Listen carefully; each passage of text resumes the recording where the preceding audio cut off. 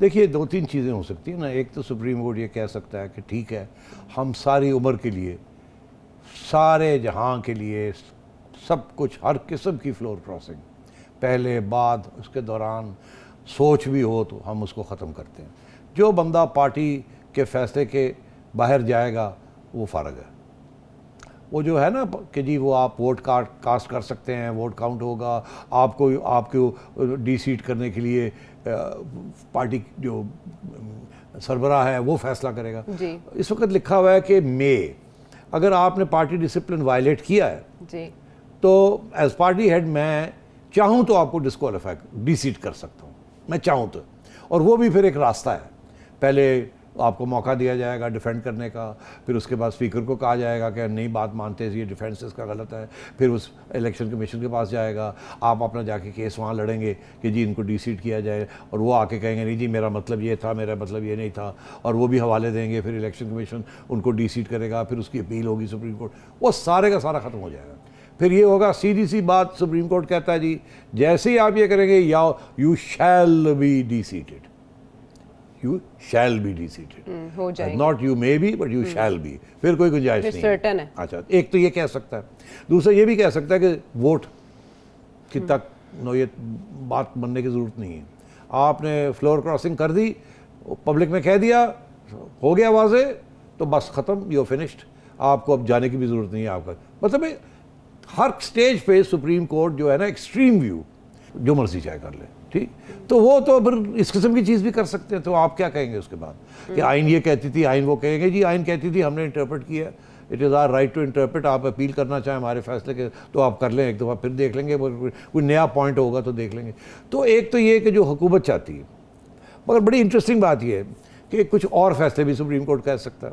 Supreme court ये कह सकता है, जैसे उन्होंने कहा कि आपको रोका नहीं जाएगा टू वोट, तो इसका ये मतलब है कि किसी सूरत में भी आपको रोका नहीं जाएगा, या कोई ऐसी सूरत है जिसमें आपको रोक भी सकते हैं, जो आजकल हो रहा है। गवर्नमेंट तो ये चाहती है ना इनको रोका जाए, तो सुप्रीम कोर्ट ये भी कह सकता है कि आप ऑलरेडी आपने फ्लो क्रॉस कर लिया, आपने अपने इरादे जो है जाहिर कर पब्लिक में आके आपने बता दिए, आप जाके बैठ भी गए हैं हुकूमत के बेंचेस के ऑपोजिशन के साथ, तो अब रह क्या गया है, तो इसलिए आपको वोट की इजाज़त नहीं होगी, ठीक।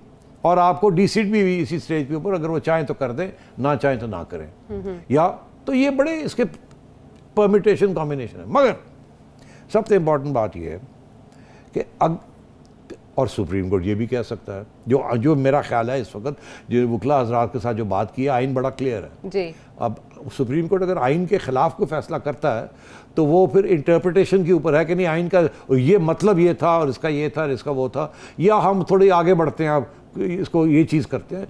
सुप्रीम कोर्ट ने कभी कभी इंटरवेंशंस करके आइन में कुछ लिखा हुआ होता है और ऐसी बात कर जाते हैं जो लगता है ऐसे कि यार ये तो आइन से ऊपर निकल गए, मगर फिर सुप्रीम कोर्ट है, आफ्टर ऑल वही फैसला करता है आइन में है क्या क्या नहीं है, and so on and so fourth. तो फिर आप क्या कर सकते हैं। तो अब बात यह है कि, और फिर दूसरी तरफ सुप्रीम कोर्ट ये कह सकता है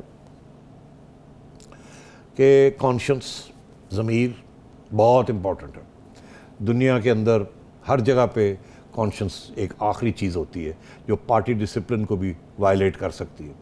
मगर उसमें फिर यही होता है कि जब वायलेट करते हैं तो आपको फिर आपका लीडर जो है वो आपको फारग कर सकता है, अगर नहीं फारग करे तो ना करे, लेकिन वोट काउंट हो जाता है, यानी आपकी राय वोट काउंट हो जाता है। जो इस वक्त हमारा सबका, लॉयर्स का और जो सबका यही मौक़िफ़ है कि वोट काउंट होता है, ठीक है, और आपके जो लीडर है वो फैसला करता है कि आपको रखना है या नहीं रखना। और आप चैलेंज भी कर सकते हैं। गुललाई साहिबा ने, जब इमरान खान साहब ने गुललाई बीबी को, आयशा को नोटिस दे के कहा था आपकी छुट्टी कराते हैं, तो चैलेंज किया था उन्होंने। और उस वक्त साकिब निसार साहब बैठे थे उस बेंच में, और साकिब साहब निसार साहब ने बेंच में 2 मेंबर बेंच था, तो उन्होंने कहा था कि नहीं इसको आप नहीं कर सकते, उसने अपने ज़मीर के साथ किया है, या ये प्रॉब्लम है, या ये प्रॉब्लम है, कोई रास्ता निकाल लिया और नहीं कर सकते। तो ये इसमें बड़ी पेचीदगियाँ हैं।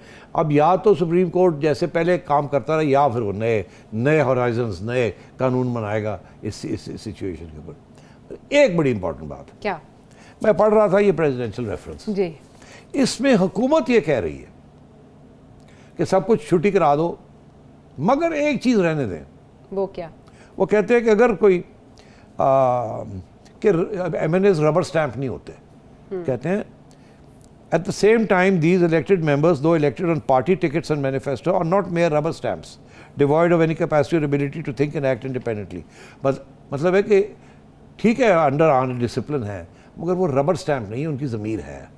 पहली बात तो ये कहते हैं, रेफरेंस में खुद मानते ही कह रहे हैं। हाँ, रेफरेंस में खुद कह रहे हैं, मानते हैं कि ज़मीर है।